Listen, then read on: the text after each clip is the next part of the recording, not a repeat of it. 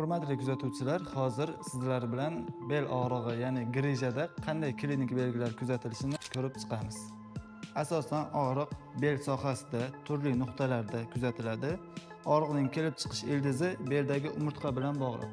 Umurtqani orasidan chiqqan grija shu yerdan o'tadigan nervlarning qisilishiga sababchi bo'ladi va bu nerv qaysi tomonga qarab tarqalsa, shu yo'l bo'ylab og'riq seziladi. Shuning uchun ba'zi bemorlarda og'riq sonning orqa tomonida, ba'zilarida sonning oldingi tomonida, boshqa bir bemorlarda esa boldirda bo'lishi mumkin.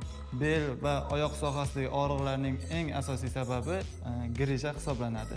Shuning uchun agar sizda belingizda yoki oyog'ingizda turli xil og'riqlar kuzatilayotgan bo'lsa, albatta nevrolog shifokorga murojaat qiling. Doktor O'tkir tibbiy klinikasi samarali davolash barcha manfaatlardan ustundir.